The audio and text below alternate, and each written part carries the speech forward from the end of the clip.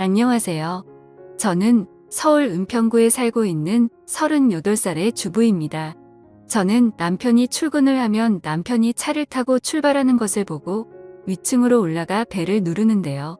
벨을 누르면 문을 열고 나오는 분이 바로 제 시아버지세요. 결혼하고 나서 신혼 때부터 저희는 혼탕살듯이와 윗집 아랫집으로 같이 살고 있어요. 저는 사실 제 시아버지와 사랑에 빠졌답니다. 제 시아버지는 오래전 제가 회사를 다닐 때 제가 짝사랑을 하던 선배였어요. 키도 훤칠하게 크고 워낙 성격이 좋아서 회사에서도 여직원들 사이에서 인기가 많았어요. 나이는 저보다 17살이 더 많으시지만 저는 제 마음을 잘 알아주고 제가 하는 행동들 하나하나 다 귀엽게 봐주시는 제 시아버지를 사랑하고 있습니다. 제가 문을 열고 집에 들어가 아버지가 드실 밥을 해드리면 아버지는 반찬을 만들고 있는 저에게 다가와 사랑한다고 말하며 살짝 입맞춤을 해주시는데요. 제가 정말 사랑하는 사람이 뽀뽀를 해주고 그럴 때면 사실 얼굴이 붉어질 정도로 기분이 너무 좋아서 반찬도 필요 이상으로 많이 하게 돼요. 뭔가 제가 예전부터 좋아했던 남자가 저에게 애정 표현을 해주는 것은 결혼한 남편이 저에게 해주는 애정 표현과는 조금 다른 것 같아요. 남편이 아침을 안 먹고 나가면 저는 그 반찬들을 통에 담아 시아버지네 집으로 가져가 같이 먹고 커피도 한잔하면서 둘만의 시간을 보내곤 해요. 남편은 저와 시아버지가 이렇게 지내는지는 모르고 있었어요. 시아버지가 제 직장 선배인 것도 모르고 저와 시아버지가 서로 사랑하는 사이라는 것도 전혀 모르고 있어요. 그래서 들키지 않게 조심해야 하는데 그게 너무 마음처럼 잘 되지는 않네요. 가끔 시아버지가 남편이 집에 있을 때 오셔서 같이 과일을 먹거나 차를 마시게 되면 혹시나 남편이 눈치를 챌까봐 두려웠어요. 남편의 집에 도착하는 시간은 항상 7시 반이어서 그때까지는 저와 아버지는 항상 붙어 있을 수 있었어요. 같이 영화도 보고 책도 읽고 차도 마시면서 즐거운 시간을 보내기도 하는데요.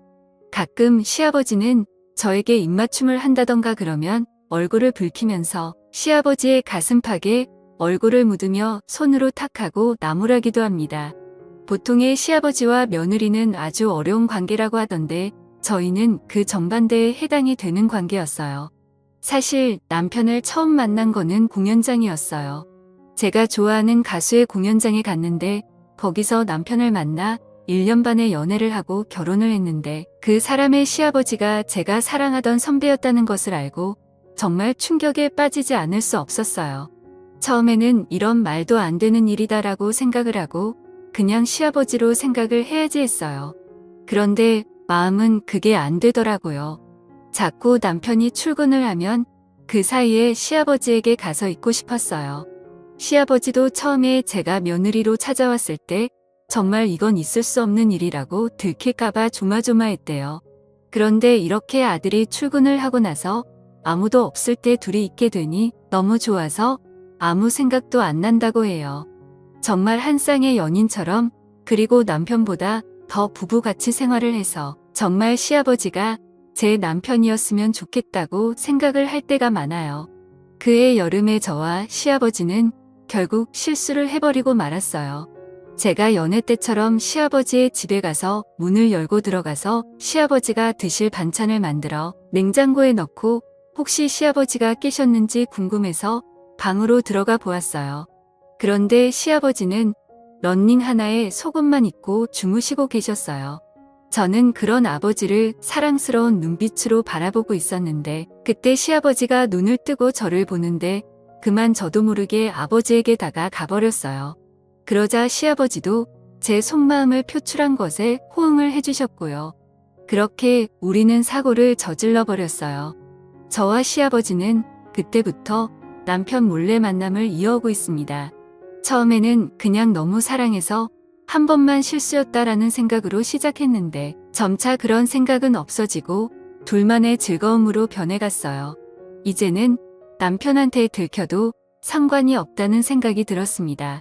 시아버지는 그런 저를 보고 자기는 그런 걸 원하지 않는다고 우리는 더 이상 이렇게 지속이 되면 안 되는 사이라고 말했지만 저는 그 말을 그냥 흘려들었어요.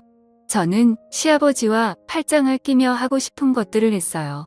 그렇게 계속 저희가 만나고 있다는 것을 남편이 알게 되었어요.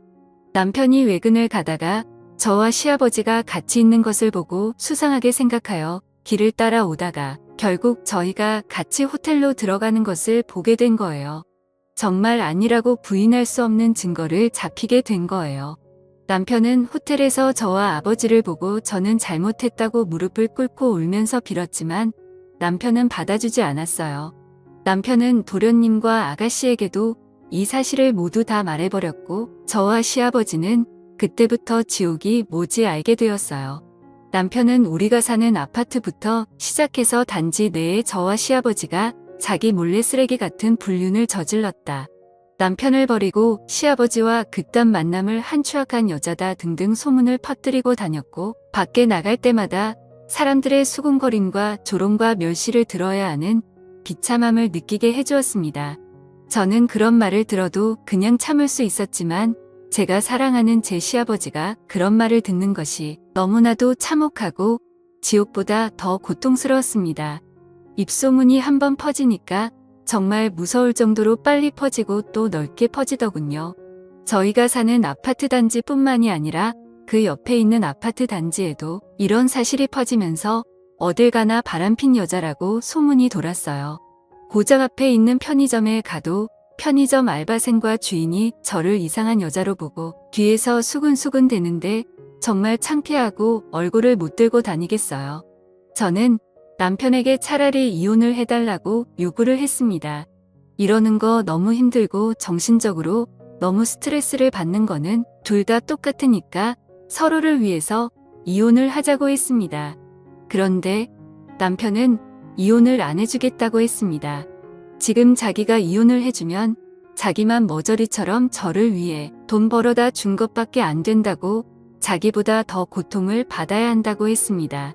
저는 그 말에 눈물을 흘리면서 정말 잘못했다고 하며 무릎을 꿇고 빌었지만 소용이 없었습니다.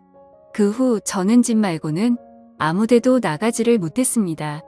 마트를 가도 사람들이 쳐다보고 뒷담화를 하는 사람들이 있고 미용실에 가서 머리를 다듬으려 해도 저 같은 쓰레기는 받아주지 않는다고 나가라고 그러니까 정말 집 밖에 나갈 수가 없었습니다. 시아버지도 그런 저를 보듬어 주시지 못했습니다. 이미 소문이 나서 자기도 저를 보살펴줄 처지가 안 되고 지금도 저랑 같이 있게 되면 자신도 아들에게 쫓겨나게 생겼기 때문입니다. 시아버지는 저에게 문자로 더 이상 자신의 집으로 오지 않는 것이 저에게 좋다고 말하자 저는 그런 시아버지에게 너무 배신감을 느끼고 자기를 버렸다는 생각에 눈물이 났습니다. 집에서 혼자 소파에 앉아 하루 종일 울다가 지쳐 잠들었다가 남편이 집에 들어오는 소리에 깼지만 경멸스럽다는 눈빛이 남편을 보고는 저도 아무 말 못하고 그의 내몰찬 행동을 받아줄 수밖에 없었습니다. 특히 제 핸드폰으로 아가씨와 도련님 이 전화를 해서 어떻게 자신의 형이자 오빠를 버리고 그것도 자기 아버지랑 그렇고 그런 짓을 할 수가 있냐고 미친 거냐고 그러는데 정말 죽어버리고 싶었어요. 아가씨는 제가 처음에 시집 올 때부터 이런 여자라는 사실을 알고 있었다는 둥 언젠가는 이런 일이 일어날 줄 알았는데 그게 자기 아버지와 일어날 줄은 정말 꿈에도 생각 못했다고 하면서 저에게 말씀을 하셨어요. 저는 아무 말 못하고 그저 듣기만 하고 잘못했다고 말밖에 할 수 없었습니다. 남편이 시아버지에게 소리를 지르며 엄마한테 부끄럽지도 않냐고 하는데 시아버지도 아들에게 자기가 벌써 마누라를 보낸 지 11년이 되었다고 하면서 자신도 외로웠고 오래전에 같은 회사를 다녔던 제가 좋아져서 잠깐 실수를 했다고 그렇게 싸우는데 저는 거실에서 둘의 싸움을 지켜볼 수밖에 없었습니다. 제가 지금 둘 사이에 끼어서 어느 쪽도 편을 들 수 없었고 오히려 더 안 좋게 될 수도 있었기 때문입니다. 저는 이러한 상황을 더 이상 지켜볼 수가 없어서 이곳을 떠나기로 했습니다. 남편은 이혼을 안 해주고 제가 바람핀 대가를 치르게 해주겠다고 했으나 저는 결국 그 대가를 다 받지 못하고 저 혼자 살겠다고 새벽에 남편이 자고 있는 사이에 집을 나와 예전에 친구와 살았던 고시혼으로 들어갔습니다. 남편이 전화가 왔지만 받지 않자 문자로 저 혼자 살겠다고 그렇게 나갔다고 나중에 후회하지 말라고 하는데 그 말이 현실이 되더군요. 남편은 저에게 이혼 소송을 했지만 제가 참석하지 않았고, 그래서 남편의 증거 자료에 의해 제가 남편에게 위자료를 주게 되었고, 제가 그 위자료를 주지 않자 신용불량자로 등록을 해 어떤 신용카드도 못 쓰게 되었어요. 그래서 통장이 있어도 돈을 빼서 쓸 수도 없고 오직 현금으로만 생활을 해야 하는 지경이 된 거예요. 직장도 다니지 못하고 아무 일도 못하니까 돈도 못 벌고 먹을 것도 못 먹는 상황이 되니 제가 저지른 잘못이 얼마나 큰 잘못인지 알게 되더군요. 이 글을 읽으시는 분들은 저처럼 바람을 피지 마세요. 한번 잘못된 선택을 하는 순간 그 뒤부터 정말 힘들어집니다. 그러니까 사랑해서 결혼을 한 배우자와 평생을 같이 하시고 다른 그 어떤 이성에게도 마음을 주지 마세요. 오늘의 사연은 여기까지입니다. 오늘의 사연을 듣고 여러분들은 어떤 생각들을 하셨나요? 여러분들의 생각들을 자유롭게 댓글로 공유해 주시면 감사하겠습니다. 저는 더 재미있는 썰 이야기로 돌아올 것을 약속드리며 오늘 영상은 여기서 마무리하도록 하겠습니다. 오늘 영상도 시청해 주셔서 대단히 감사합니다.